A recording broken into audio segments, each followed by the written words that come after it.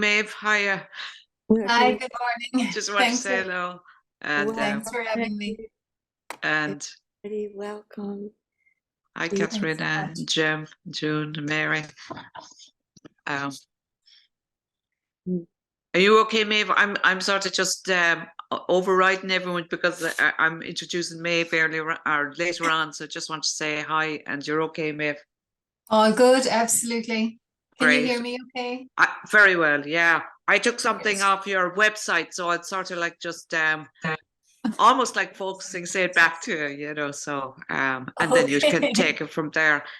Jim is up in the corner there, and he's on your he's our techie today, or Okay, driving so driving the desk, I think it's called.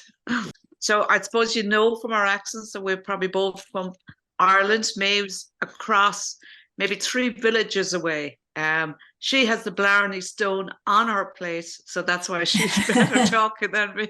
She has it. I don't know. Coach is very near Blarney anyway. And I just took some of this from her website. She said she has lived a blessed life through her 50 plus years, and she has spent most of those years trying to find out how the world works and how people, including herself, forged their way within it. And that led her to an academic life in many respects, thinking that the answers could be found in gathering knowledge, and to a certain extent, the degrees and qualifications that reflect a journey. And somewhere along the way, she met her present husband, her now husband, Andrew, and her 3 boys. Maeve discovered to take control through working with the spiritual universal laws, assume 100% responsibility for her results, and create the support structures. So I think that you want to work with parts. I think that was the idea of that. And just to acknowledge Lynn that it's her YouTube channel, and like we're all very grateful for being here on that. So best luck, Maeve. Enjoy. Oh, thanks. Okay, well, folks, it's an honor and a privilege to be with you today. And thank you sincerely to Pauline for the invitation and Lynn for having me. And all of you for making the time to be together here this morning. And it's true what Pauline chose from my website. And I do feel like I've spent my entire adult life trying to understand how the world works, probably as a child too, but not always aware that that was what I was trying to figure out. And focusing for sure has been part of my journey. And I feel very privileged to be a certified focusing practitioner. I first came across focusing, I think it was about 2007 or 8. And I stayed in the study, and throughout since then, I've been very blessed to have been in a focusing partnership with the same person for about 15 years. And we endeavor to meet weekly, but don't always pull that off. Sometimes it's fortnightly, sometimes even a month could go by. But for the most part, I am a focusing practitioner. But I'm saying that with a slight qualification, in so much as I haven't really stayed in the study of focusing in all this time. So I do it as a practice, but I'm conscious that the language and the terminology may be a bit lost to me. So forgive me if I don't use focusing terminology as we talk today. And I'm very conscious of what's alive in me at the moment is that in that context you might be unhappy with me in some way, that I'm not coming here as a focusing expert. But I'm going to share with you what I know works in my experience, and I'm sure we'll find the language together. And I'm also going to share with you a couple of other ideas that I bring to coaching. Most of my work in the world now is as a coach and a facilitator of workshops. So I'm going to share with you some ideas from my coaching work that, again, I believe are very supportive of anything we might like to create in terms of our caring relationships, and how we might like to resource ourselves to be our best in those relationships. So I'll maybe just pause there and check if anybody wants to ask a question already. And if not, I'll go into sharing some ideas. Are we okay?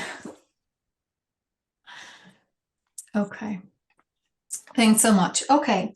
So let's just maybe do what you would probably normally do at the start of one of these calls, and that is to just come into presence a little bit. So if it feels comfortable for you to close your eyes, maybe do that. If not, maybe just focus on something in the room around you.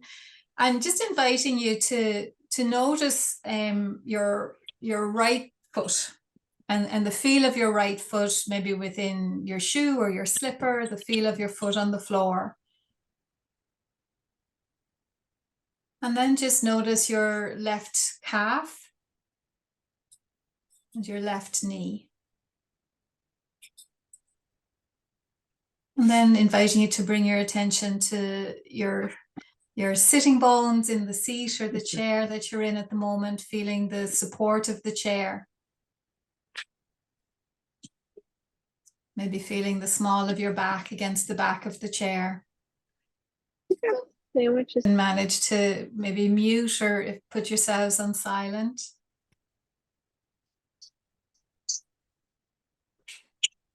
So then noticing your right shoulder,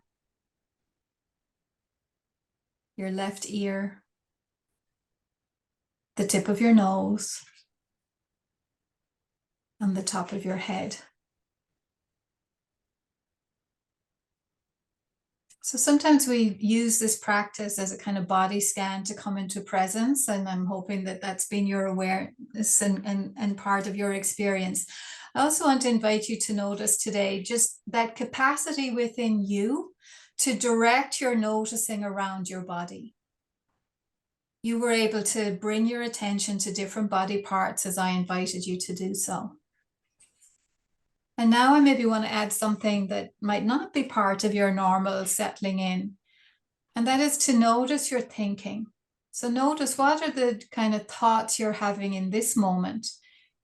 Maybe you had some technology problems and you're feeling some of the anxiety around that. Maybe you're feeling comfortable or thinking, this is nice. I now have this period of time to be together with my focusing friends. Maybe you're thinking, should have gone to the loo before we started. It doesn't matter what you're thinking. What I'm inviting you is to not have judgment around any of that, and really to notice your own capacity to notice your thoughts while you're thinking them. I invite you to notice how you're feeling in this moment. Again, maybe you're feeling comfortable, maybe you're feeling curious, maybe you're feeling surprised, maybe you're feeling, again, anxious about the technology, whatever it is. Again, no judgment for the feelings that are there. What I want to invite you to pay attention to this morning is, again, to notice that capacity in you, to notice how you're feeling while you're feeling it.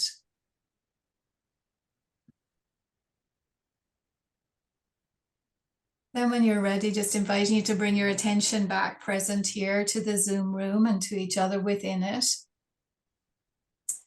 And I want to ask that question, which maybe you've asked yourself before, or maybe it's new for you. But the question I want to invite you to consider is, who in you does the noticing?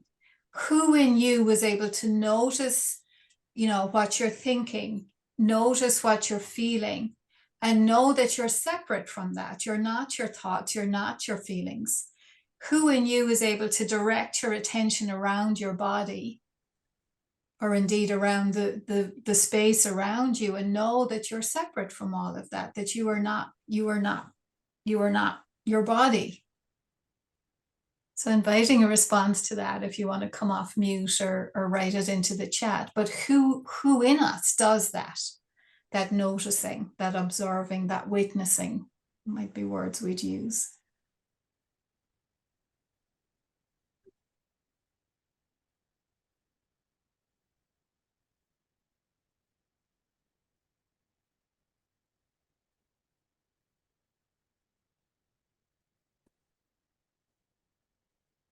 Would they like to share?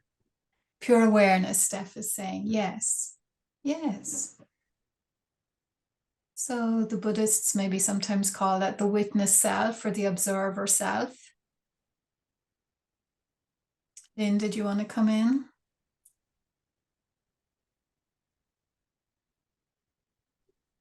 I see you off mute. My name is BJ. Some folks in focusing call that presence.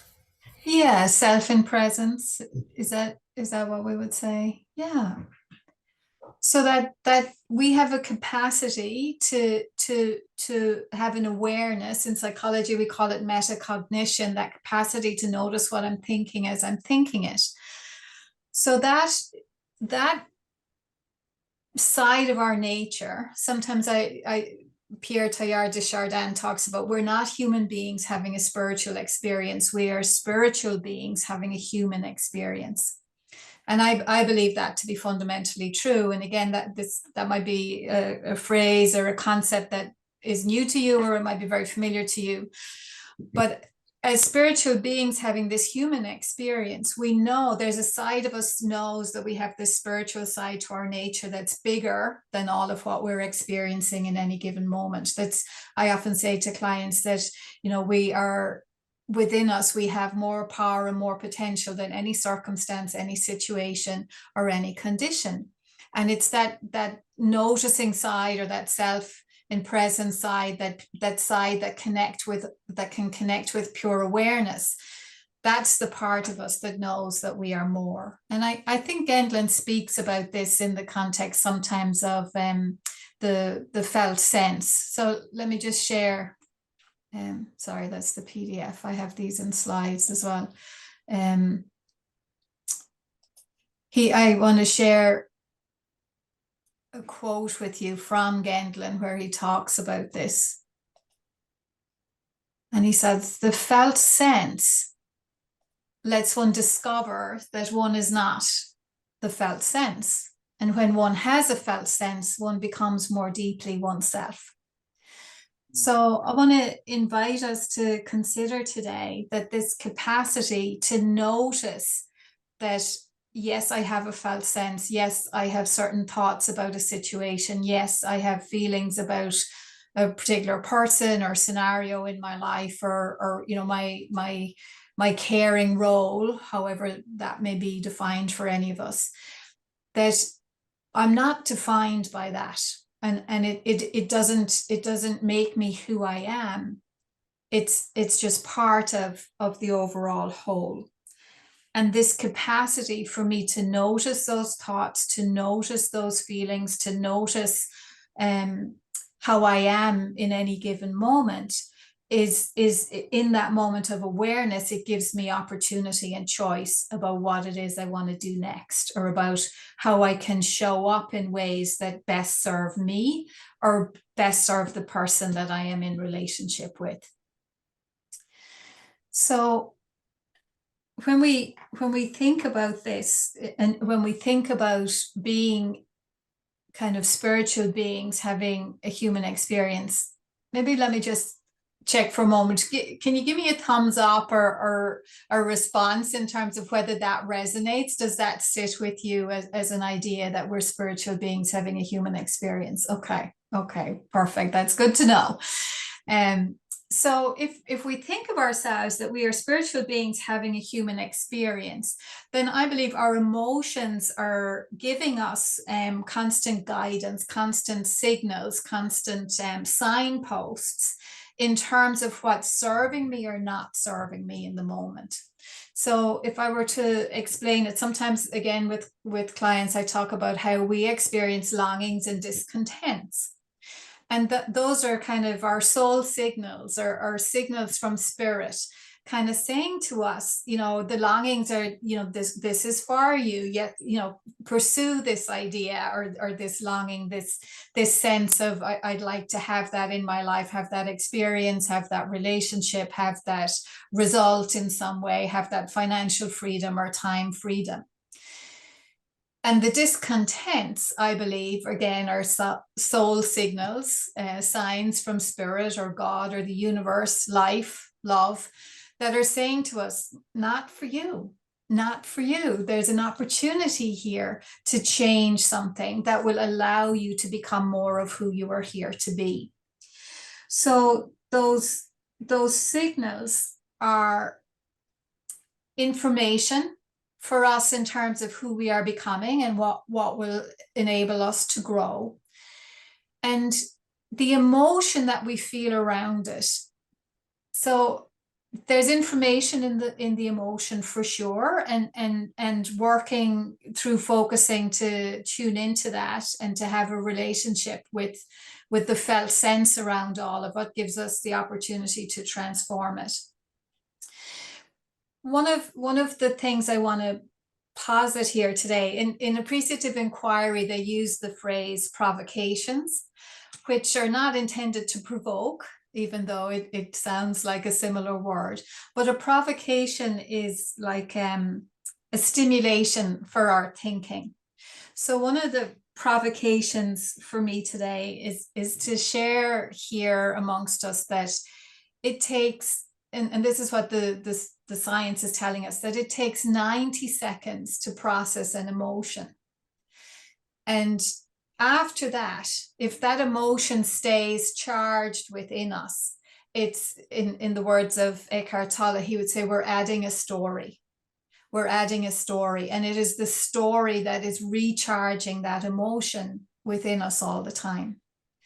So oftentimes, while, you know, as I said, I am a committed focuser myself, I think sometimes we can get a little bit stuck in the emotion. And Gendlin would say this himself, it's not about associating with the feelings, it's not about getting lost in the feelings or the emotions, but about allowing the full awareness of it to be felt. And in the moment of the feeling, it gets shifted. So what I want to offer today, and this is a kind of focusing approach that I use with my own clients to support us in being with the emotion, but not getting overly identified with it, to be able to just allow ourselves to feel it, but to stay in connection with the part of us that is more than the feeling at the same time. And so this is just a tool for kind of doing what many of you are probably doing all the time at the moment. So, you know, it's just another way of expressing it. But I want to invite you maybe into this feeling of noticing what I'm noticing. So that's our core tool, I think, to notice I've been triggered, this emotion is alive in me at this moment, or this is how I'm feeling. And when we notice it, to use the great focusing language, that part of me is feeling that. Okay, so part of me is feeling overwhelmed, part of me is feeling anxious, part of me is feeling, you know, whatever the language is that's associated with that feeling. And I want to invite you to just bring, so let's kind of do this as a practice in the moment so you can experience it. So maybe, you know, whatever it is you're feeling right now, to invite yourself to just put a name to that. Part of me is feeling X or Y, and it's okay if that's vague as well. You mightn't fully know as you're discovering it. But part of me is feeling X. And I want to invite you to notice where you would locate that feeling in the body. Again, you know, so usually between the throat and the tummy, in some space there, we can feel where that emotion or feeling is felt. So you may wish to put your hand there or not, as the case may be. Just be in awareness of where you can feel it. And again, as we would often do in you know, kind of classic focusing, if you were to imagine that feeling had a color, what would be the color? So inviting you to give, you know, that area a color.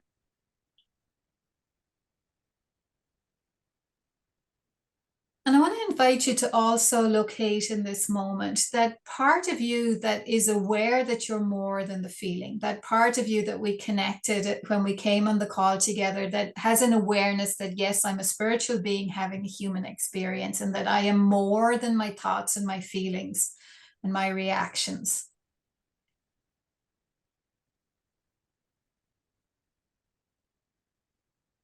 And inviting you to, again, locate, where do I feel that awareness in my body, that knowing of my spiritual side, that connection with the spiritual side of my nature? Where do you feel that in your body?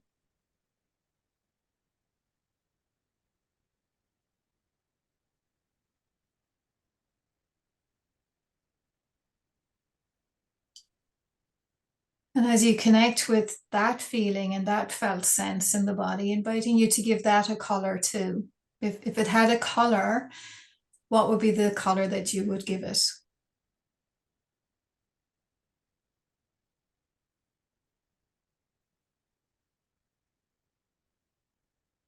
So in this moment, we have an awareness of kind of two felt senses, that part of me that feels that connection with a power greater than myself, and the part of me that was feeling an emotion. And they both have a color and they both have a location in the body.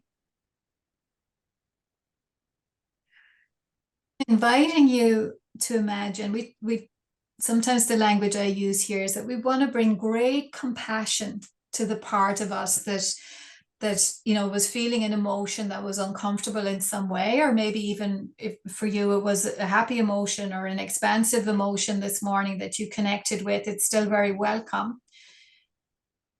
But tuning into the part of that and bringing great compassion if there was challenge or trigger or contraction in some kind to feel that emotion today. And inviting you to bring great compassion to it. And from that part that knows that we're more, that knows that we have a higher power within us, we bring that compassion to that other part. And if you would, almost like we imagine that we're wrapping a warm blanket around it and using the color from the part that knows and connects with the spiritual side of your nature, almost like you're wrapping that color cloak around the part that was triggered or that for whatever reason you brought into your awareness when I first asked you to identify an emotion or a felt sense to engage with for this exercise. So you're not trying to obliterate the color that's there. We're not trying to obliterate the feeling that was there or to overwhelm it. We're just bringing compassion and imagining like we're wrapping the two up together, and they're merging, they're blending.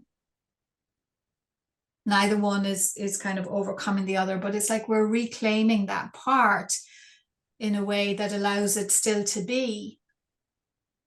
And it's still wrapped in the awareness and the assurance that I'm more than that. I am more than that.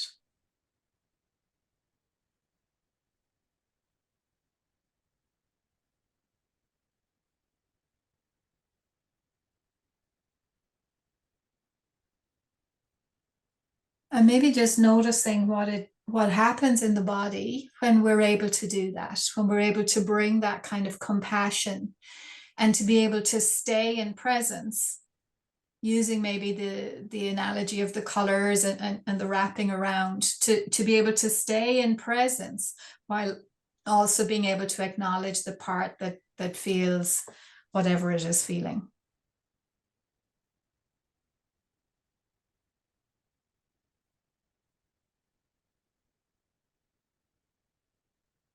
So yeah, maybe just inviting if any of you are interested or willing to share how did that feel as a means of really supporting myself to stay in presence when I'm also aware of a part of me that's feeling challenged or triggered or whatever it might be. You want to raise a hand or yes, June.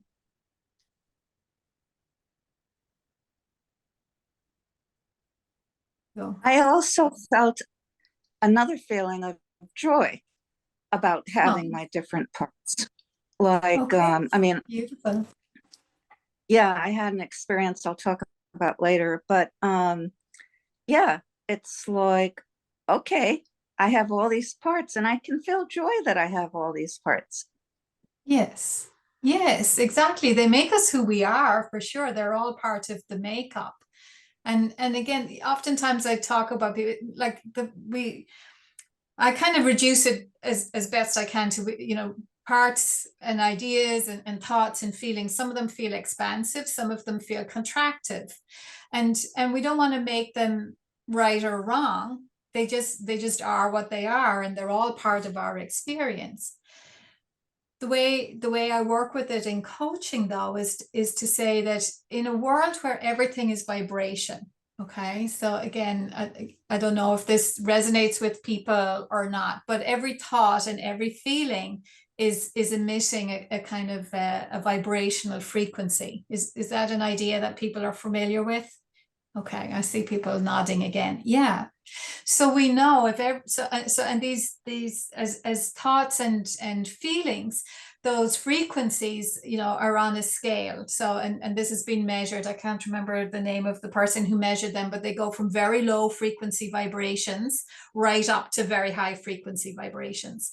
So the more contractive thoughts and feelings have low frequency vibrations, and the more expansive ones have high frequency vibrations. And in a world where everything is frequency and vibration, and like attracts like, we know that when we are thinking and emoting from low frequency vibrations, we're going to attract more of those thoughts and feelings and experiences into our lives. And when we are thinking from higher thoughts and emotions, emoting from higher frequencies, again, law of attraction means that we are going to attract in more of like thoughts, like feelings, and the experiences that correlate with that. So while I do believe in being open and welcoming to everything that we are experiencing, I also believe that it's very important not to get stuck in contractive thoughts and emotions, because we are going to perpetuate whatever it is that we get stuck on. You know, what we focus on expands. So if we are very, so I don't mean focusing now in the strict focusing Gendlin term here, but when we're focusing on something and giving it our attention, we are going to be creating more of that. So the exercise we just did is the exercise that I use with my clients in coaching, when yes, we become aware that we're having contractive or challenging thoughts and emotions, and we don't want to make them wrong. We want to bring absolute compassion to them, but neither do we want to stay there. So I see focusing. And again, this probably wouldn't be how Gendlin would see it, but I see focusing as a tool to allow me to be compassionate towards everything that's there within me and that arises within me, but as a means for just processing it to a certain extent and allowing the felt, or allowing the shift to take place, so that I don't stay trapped in contractive emotions and thinking. And I think Gendlin kind of spoke to this a bit, and I'm going to share another quote. And these quotes come from his book, Focusing Oriented Psychotherapy. I'll come back to this in a minute. Sorry. Come back to that. He talked about within the felt sense that there has to be that forward growth, that forward momentum, that moving beyond what is. And he says one develops, as in one grows, when the desire to live and do things stirs deep down, when one's own hopes and desire stir, when one's own perceptions and evaluations carry a new sureness, when the capacity to stand one's ground increases, and when we consider others and their needs. So I really believe that, you know, focusing as a tool in many respects is not just to be able to be in partnership or be in relationship with those emotions, but to actually move beyond them. So again, I don't know if this will feel like a provocation or feel like something that you would agree with or relate to, but I really believe that all therapy really at its best has to be about moving forward, and that, you know, understanding who I am and understanding my feelings and understanding, you know, how I got to be where I am is only part of the process, and the whole purpose really is to grow and become. So let me just pause that for a moment. Again, I'll share these slides afterwards if anybody wants to, look at those quotes again. But maybe just pausing for a moment to see where you sit with what I've just been suggesting. Sophie, I see your hand up there. So if you'd like to come in, just come off mute. No, this was a mistake. Sorry. Oh, okay. No worries. Well, maybe I'll come in here, and Please, Lynn, of course. I'm so sorry. I was having my technological problems this morning. I think that well, first of all, I love the exercise, since I was feeling so anxious about my my technological problems, and it felt so good to wrap something around that part of me. Yes.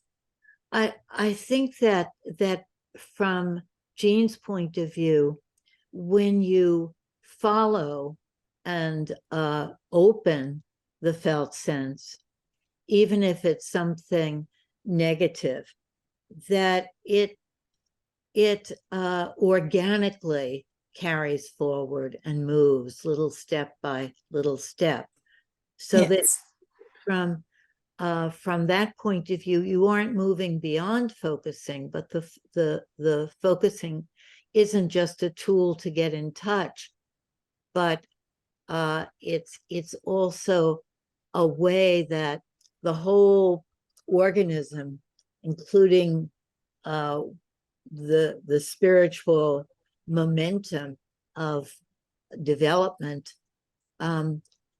that is held and then moves forward, and then you can be curious about it and interested in it, so that what originally starts as negative, I'm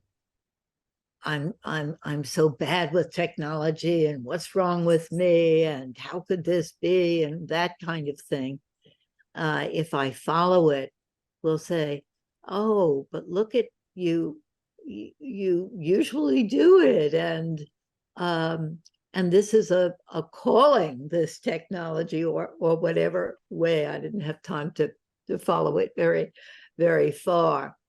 But I think that there can be a distinction between many spiritual practices of sort of letting go, and being in the big space, and focusing, which is sort of following through it to the big space.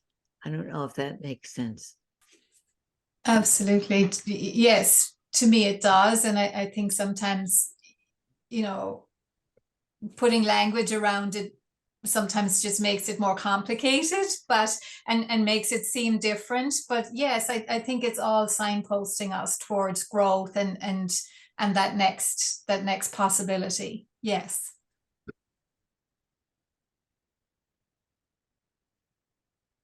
I may Hi, Pauline. Even though we're kind of in the same area, we don't know each other. I've only met you once, and so Yes. I really enjoyed our conversation. Just in the lead up to this, what's emerging for me now is the sense of that knowing presence. It's like, I think that's the one I don't know, and that's the one that can be present to all of me, or all something in me. And I'm beginning to get really excited about that now, because I don't have to do the work now. It's allowing that to come, So it's what self-presence isn't me either, and that there's something, thank God, a bit more intelligent than what I had been bringing. And I'm not saying that just lightly to put myself down, but I think almost that was my conscience in some way, and it felt awful. And I'm really curious about the 90-second, because changes, every 90 seconds, and I can't get in there or be responsible for my felt sense all the time. So it becomes exhausting, So yeah, there's a new hope in me that and Jim nicely pointed out something about Gendlin being recorded talking about the spot, and I think I think in the listening, in the first listening of it, the spot was maybe the felt sense, but we're more than the spot, you know, that we can, you know, we're not just the tangle or something is another name for it. So I'm delighted. I'm just really enjoying this, Maeve. So thank you. Yeah, so I think, you know, when I talked at the start saying, or when you introduced me, Pauline, and kind of saying, you know, for my journey has been trying to understand how the world works. For me, it makes sense. And again, I don't, you know, people don't have to subscribe to any particular faith system, but to know that there is an infinite intelligence at work in the world, that it all actually does make sense. It makes sense. And as we, you know, adopt that belief for ourselves, and at the end of the day, you know, for each and every one of us here, we are the only person who does the thinking in our heads. Okay. So you and I, we get to choose the thoughts that we're going to entertain and carry, and beliefs are just thoughts that we've, you know, had many times. So the thoughts and beliefs that we hold, we get to choose them. And for sure, as kids and growing up in whatever environment and whatever family and education and cultural and religious or spiritual environment we were brought up, and we'll have absorbed an awful lot of thoughts and beliefs. But as adults, we get to say, well, you know, do I believe that? You know, whatever it is, and does it serve me to believe it? And if it doesn't, we can choose a different belief. So even that sense, Pauline, that, you know, I don't have to, you know, manage all of this. There is a higher power here at work as well. And I can tune into that awareness. And from that awareness, I can access that intelligence and access the insight. And then that allows me, you know, to move forward in maybe more confident ways, or just more supported ways, and making choices. So again, you know, we get to choose. We get to choose the thoughts that we are having, and we get to choose, I would say, so again, this is another provocation, potentially, that we get to choose our feelings. Okay. So a lot of the time we wake up in the morning and we're feeling a certain way. Typically our thoughts, you know, go to, what do I have to do today? Or, you know, our thoughts, we're going to have the dominant thought patterns that we've adopted over many months and years. And based on that, we'll have a certain reaction to the day. You know, and I like, you know, great, yay, you know, it's my birthday, it's a great day, or I'm, you know, I'm seeing my kids today, or my grandkids, or I'm doing work that I love today, great. Or, you know, we look out and the weather, you know, the snow is a foot deep already, and now I'm going to have to dig my way out, and it's going to be a tough day. And those thoughts lead us to respond to the day in certain ways. I think we don't have to be in reactivity like that. It's a fundamental belief of mine that I get to choose. Okay, I'll come back to that in a moment. Okay, I get to choose. So I don't, in the context of grief, for example, usually grief is in response to something that's happened in my life. So we don't get to choose what happens. We don't get to choose every event, every person, every circumstance we find ourselves in at all. I fully respect that. We do get to choose our response, though. And again, I would say, and I say this with utmost respect, that we get to choose. We get to choose how I'm going to be in any given moment in response to what's happening in our lives. And sometimes that feels like reaction, and sometimes that feels like response. And, you know, Viktor Frankl's work in Man's Search for Meaning, and he talked about, you know, the last remaining freedom to the individual human is their response to the situation. And that's a big ask sometimes, to hold that for ourselves, that, you know, I get to choose my response. But I believe there is a fundamental freedom in that, and focusing for sure can help us to be with those responses and to navigate them. So yeah, maybe I'll just pause on that, and then I'll come back. I want to share something called the results formula in a moment. But if there's something present there for you in C, is that how I say your name, or is it Ali, or I'm not sure. But if you'd like to come in, I'm Hi, happy sorry, to. it's Ingy. Ingy. Ingy, hi. There's no way of knowing that. I mean, I spell it with a C, so you can, but it's Ingy. Thank you. Ingy, thank That you. was. Let me think about what you just said. Well, I don't want to take up time. You do get to choose your response. However, I think grief is still in another category of its own. It's not, you know, if a family member dies, it's not something in me, it's something that overtakes me. It's that simple. Yeah, and I suppose I would say, Ingy, that the overtaking is when I've become very identified with the feeling. I've become the feeling, and that feels very real in those moments. And any feeling that overtakes us or that we become completely identified with can be very overwhelming. And in those moments, it is very real, and it does feel like there's no choice in the matter. But if we can move to and again, this is a choice, and B, I suppose, or yeah, what I was going to say is, if we can move to that it's a part of me rather than all of me. Again, if I can come back to that, there is a spiritual side to my nature that is bigger than anything in my human experience, then that sometimes can allow me to be with the grief and not overtaken by it. But again, depending on where we're at in our grief journey, that doesn't always feel possible as a choice to make. It doesn't mean that it's not available to us, though. I'd like to say something. My name is BJ first. I can't Hi, thank you BJ. enough. I just can't thank you enough. Thank you. You've given us such a rich feast. And at this moment, there's a part of me that came up earlier as well. It's a part that says, I'm worried because there's not readiness or preparedness for such a great feast.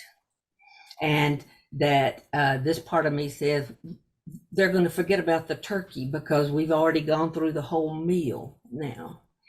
And so what I do is comfort that part of myself. Yes. And then I'm able to say something more reasonable, if you want to use that term. There's so many modalities and methods to talk about this thing you're talking about. And the little part rose in me first when you were using spiritual language. Oh no, they're not going to get the turkey because many of us don't trust that language. And then there was the woo woo, the energy, and oh no, many of us don't trust that language. But I hear you. I'd like to say just in 1 minute, my current methodology, which is neuroscience, and it's too just a guess. But I like to believe that there's a human capacity for healing and that it's in the brain somewhere, so that when I'm overtaken by an emotion and I'm acting out in some way, it's not serving me that I'm acting out. And so hopefully I get surrounded by an environment that helps me to hold that emotion. And it's just that my brain then remembers another path.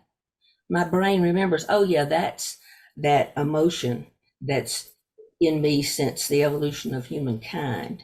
And because of things like focusing, I'm able to more and more train my brain to go somewhere else with that emotion. And then I won't say more about that, but about grief, I want to say, I believe that grief, and there are some other ones, are not emotions.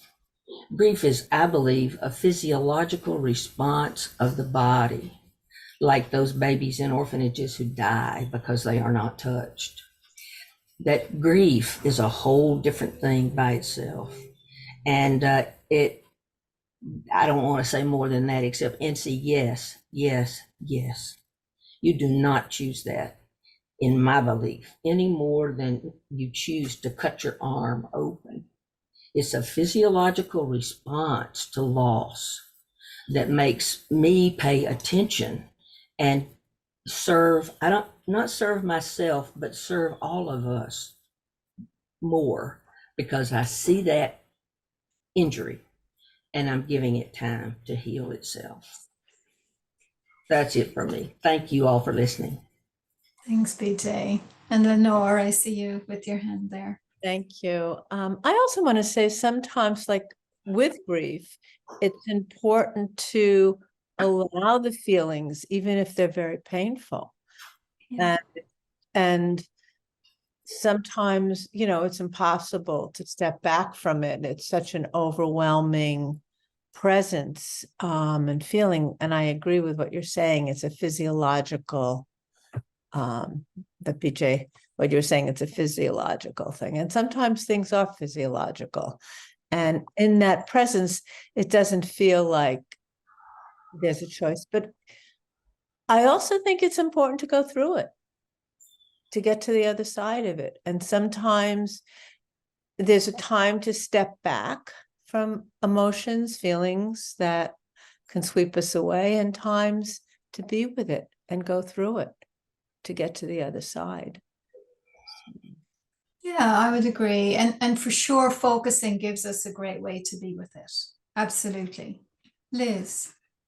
Hi, thank you for talking about parts, and now we're talking about grief, and maybe this is my failing in requiring sort of logical consistency and thinking about systems. But first of all, I was going to say something else, but then grief came up, and for me, I wouldn't need to ghettoize grief and think that it's this other thing. That I would rather, I don't think you need to do that. I think that it's really not hard at all to see grief as, if you see emotions as body, it's sad, or it's also other things. But I think that I don't know that you have to put it in a corner somewhere. I think it can go into a category with separation really easily, loneliness, longing, so much.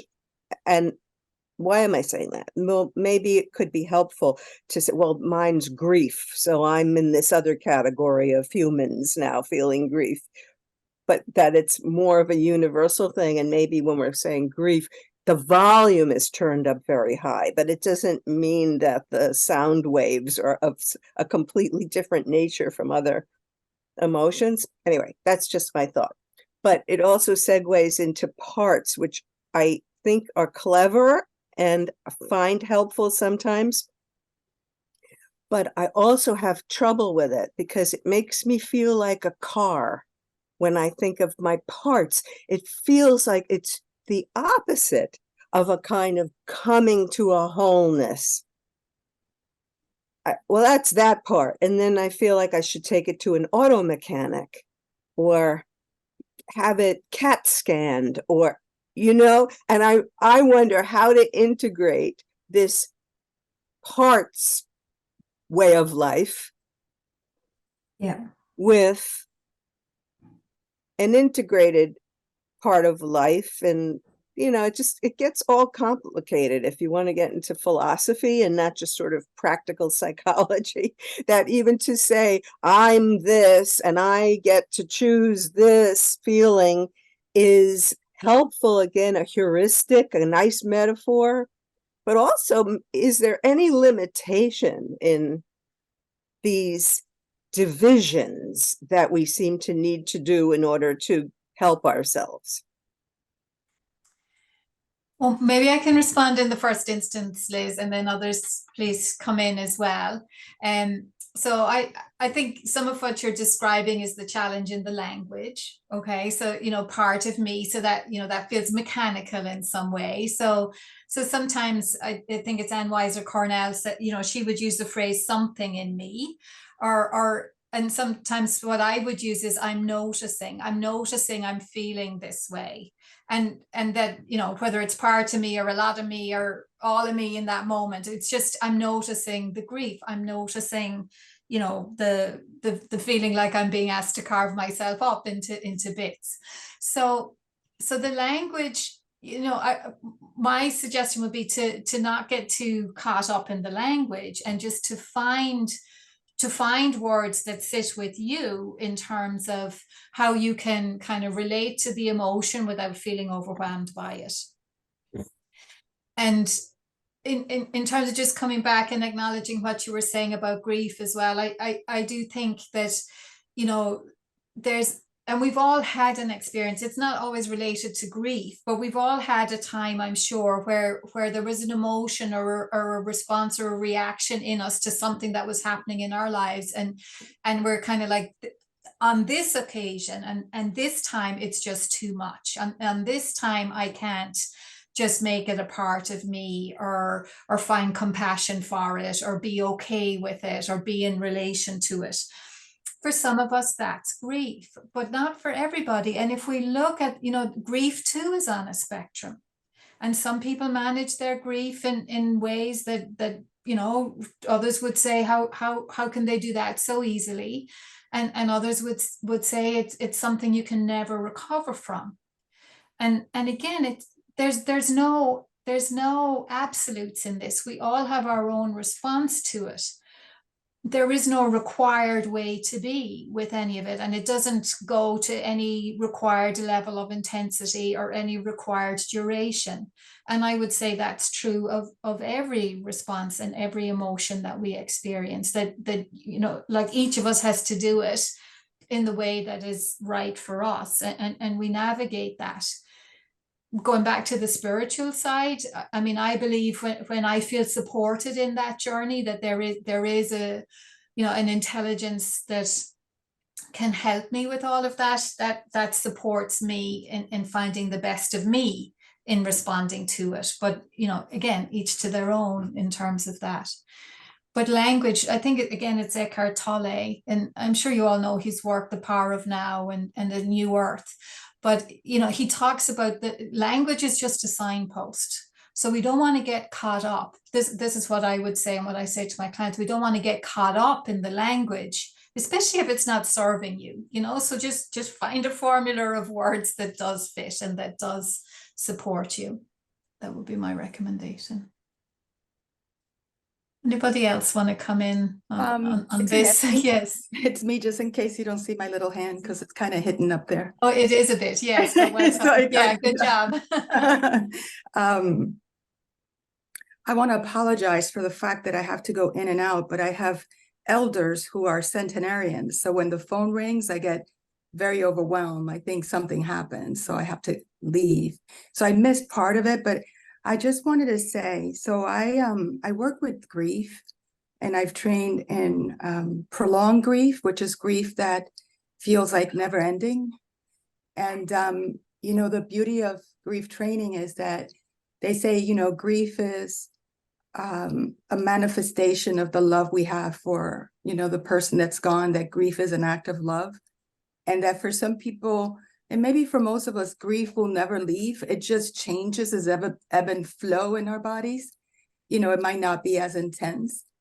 But the kind of therapy that I do is called internal family systems. And the first 6 steps of IFS is actually focusing, which is really interesting to me, that they kind of merged it. And IFS is parts work. And parts are all the multiple thoughts, feelings, sensations, and memories we have in our bodies. And all parts are welcome, they say. Every part of us is welcome. And when it comes to grief, what I've learned is that there's grief, but then there are parts that try to protect us, because every part has a good intention. And what I've learned with grief is that some people feel if if they start experiencing joy and living life, that they're not grieving the beloved, that somehow they've moved on, they're going to forget them. So parts of them kind of like keep them in this state of like, if the grief is happening, even though it's been like 5 or 6 years, because they're so afraid of moving forward. So, you know, grief work is a slow process with this ebb and flow. People will eventually get to a place where they're doing things, but still the grief is there and they could kind of live with it, but still have these moments and pockets of being present with life the way life is. That's Yeah. Thank you. I mean, that's helpful to see it in that way. And I don't know if Ingie wants to come back or respond to any of that, or are you okay with where we're at in the conversation? I'm taking it all in. One of the thoughts I'm having is, I don't want to spend one of the thoughts I'm having is, the language doesn't work for me. Pausing works better. Just simply pausing, but Sure. Yeah. So trust that, Ingie. Trust that. But Yeah. no, it's just so it's a lot to process for me right now, and I'm listening to what you're saying, and yeah, thank you. Thank you too. Okay. So let me just, I'm just conscious of time and not sure if we need to go to breakout or if people, I mean, Lynn, you tell me what, or Yes. Pauline, give me some advice in terms of what you think is. This might be a good moment to go into breakout rooms, because I think everybody has stuff that has arisen, and so then everybody gets a chance to share and sort of. Yes. So I think this would be a good moment. It's 9:15, so maybe we would have 15 minutes or 20 minutes. Yeah, sure. I mean, I will go with, I'm available to stay as long as we need to be here. So I'll wait on at the end as well. So what if 20 minutes? Yeah, sure. Somebody said something, maybe. Does that seem right to you, Jim?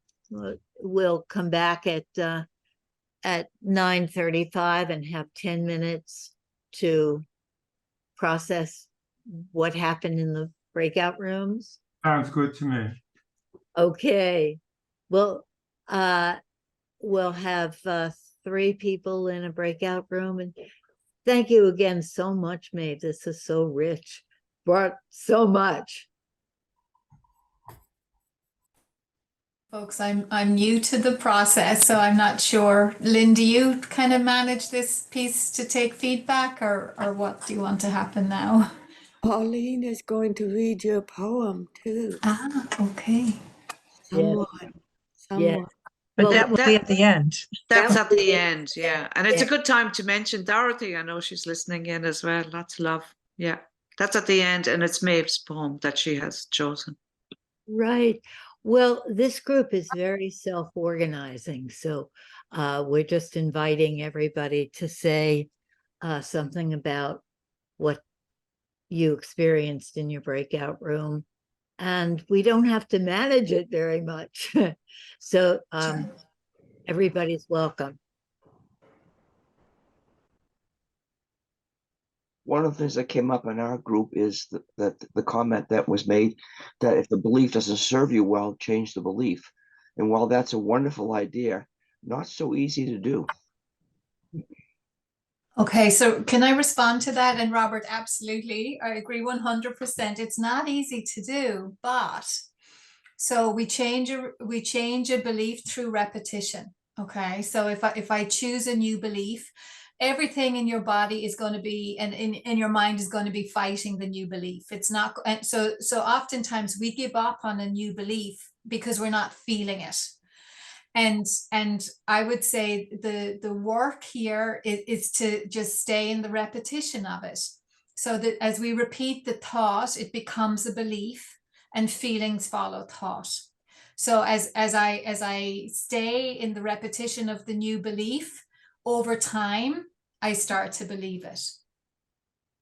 And I start to feel it. So well observed. It is hard to do and it doesn't feel right initially, but that's because, we've maybe got 30, 40, 50 years of thinking a different thought, which has become the habitual and the comfortable. So the new thought is going to feel uncomfortable initially until we establish it as a new belief. And we do that through repetition.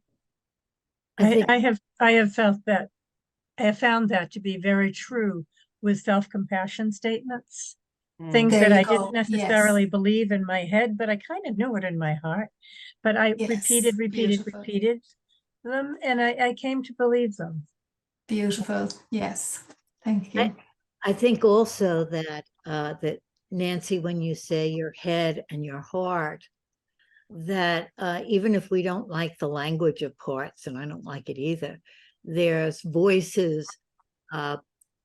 Greg Madison calls that the inner democracy, and the dialogue between them really helps. So your head says something and then your heart says something. And I think it's asking into why this other one doesn't want to believe something that you think is true, or why it's holding on to the old belief when the new one seems in your heart to be more of who you really are or something.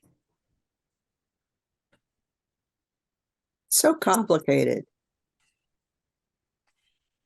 Yeah, I mean, I think if we want to short circuit it, Liz, what I would say is, that part that is, holding on to the old belief or whatever, it's wanting to protect you from something. And I mean, this is where maybe I kind of diverge a bit from the focusing route. I don't know that there's a huge amount to be achieved just from knowing what it is that it wants to protect you from. I think we can just get very firm and say, I choose the new belief. I choose the new belief. And put our attention and our focus on that. But I know, there's probably insight to be found in understanding that other part. And I guess if it's being very resistant, then you have to do the work to allow it to have that felt shift and that forward momentum again. I'd like to suggest that the trick is to feel things freshly. If you feel them freshly, then you're not stuck.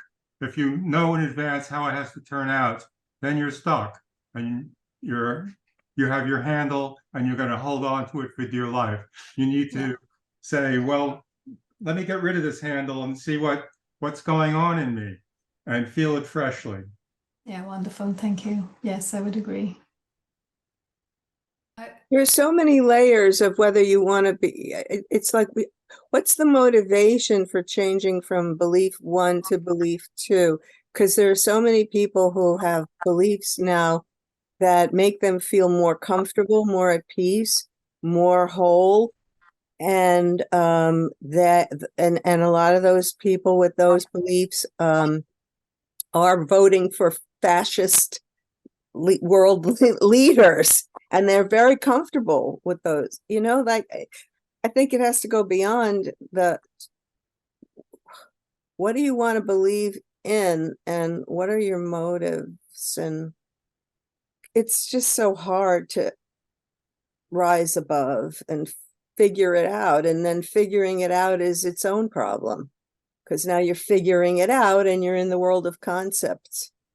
So I don't know. I guess for me, being comfortable with how hard it all is for me, it's a kind of first step, and not thinking that there's a way, but more like,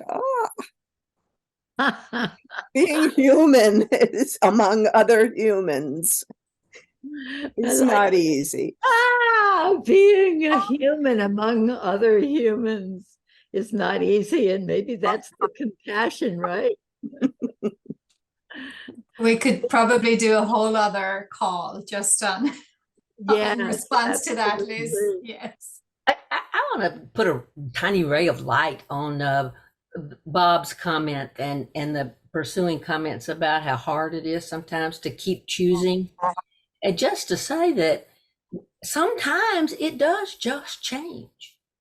And that's a huge part of what focusing makes happen. That's why I keep advocating that we ought to get together and talk about shifts that really happened. Where, and to my mind, the brain, encountered something faster or slower, but maybe some of you have had that. I've had that where I was sure I would never get past this. And I have a focusing session with somebody and it just goes. Something that I've carried for 5, 6, 10 years. And of course there was growth happening, healing, unconscious to me.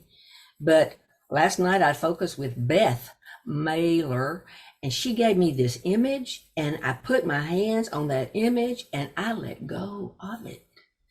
And by watching her hands let go of it, I let go of it.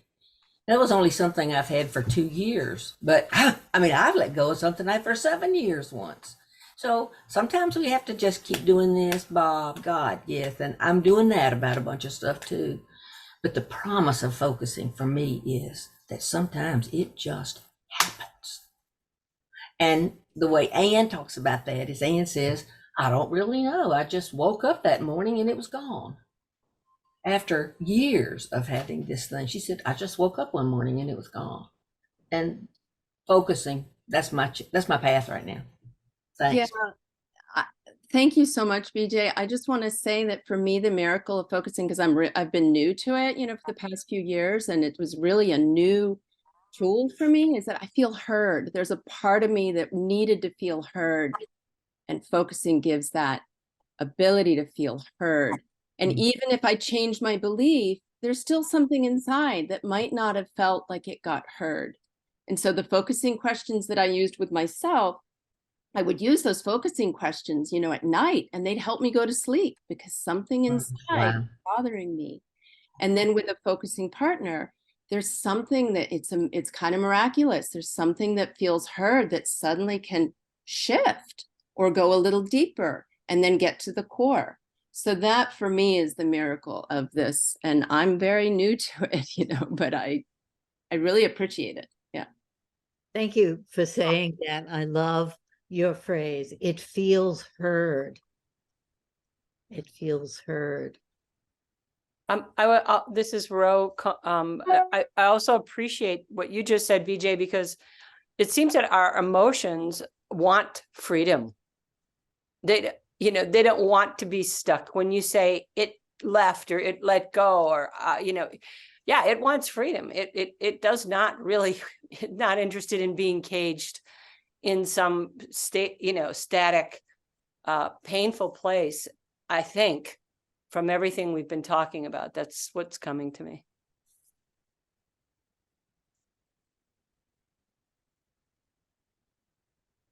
I'd like to introduce one other piece very quickly here, and that is, I'm just thinking of this in the spur of the moment. If we want to change a belief, the brain does a little survey unconsciously about all the things that support that belief.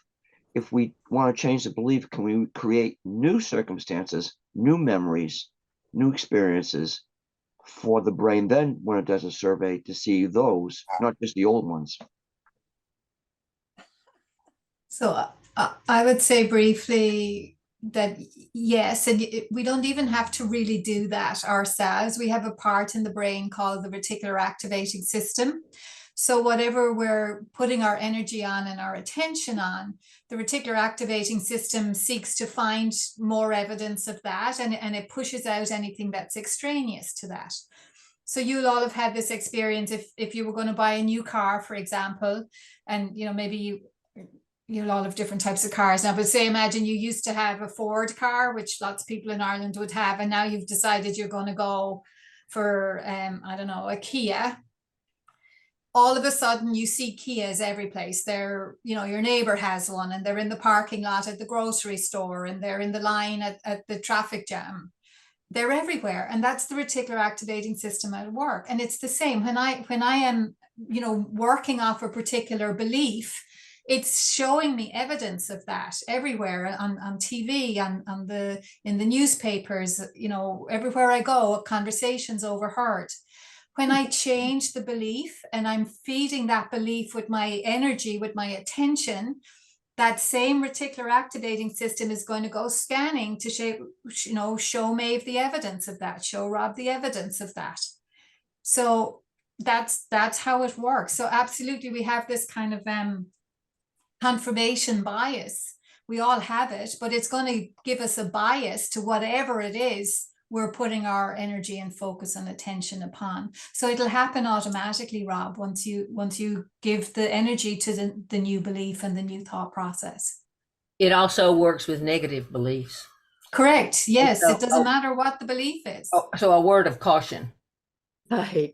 I think it's time for our poem. We lost track a little bit here. So thank you so much, Maeve. And let's hear from Dorothy. From Katerina, maybe. Who's doing the poem? Dorothy is not here. Pauline. Pauline. Yeah, I said that I would be the one, Pauline. or I would be someone that would try and read it, you know. So, and this is Maeve's choice. And there's a link. Are you putting a link into where all of this, Maeve? I'll put the PDF into the chat, and great. it has a link to the poem as well. Well, I hope I can do it justice. Right now, there are Tibetan Buddhist monks in a temple in the Himalayas endlessly reciting mantras for the cessation of your suffering and the flourishing of your happiness. Someone you haven't met yet is already dreaming of adoring you. Someone is writing a book that you will read in the next 2 years that will change how you look at life. Nuns in the Alps are in endless vigils, praying for the Holy Spirit to alight the heart of all of God's children. A farmer is looking at his organic crops and whispering, nourish them. Someone wants to kiss, hold, and to make tea for you. Someone is willing to lend you money, wants to know what your favorite food is, and treat you to a movie. Someone in your orbit has something immensely valuable to give you for free. Thanks, Maeve. Something is being invented this year that will change how your generation lives, communicates, heals, and passes on. The next great song is being rehearsed. Thousands of people are in yoga classes right now, intentionally spreading light out from their heart chakras and wrapping it around the earth. Millions of children are assuming that everything is amazing, will always be that way. Someone is in profound pain, and a few months from now, they'll be thriving just like never before. From where they are, they just can't see it. Someone who is craving to be partnered, to be acknowledged, to arrive, will get precisely what they want and even more. And because that gift will be so fantastical, it's in their reach and sweetness, it will quite magically alter their memory of angsty, looking for, and render it all so worth the wait. Someone has recently cracked open their joyous, genuine nature because they did the hard work of hauling years of oppression off their psyche. Their luminous juju is floating in the ether and is accessible to you.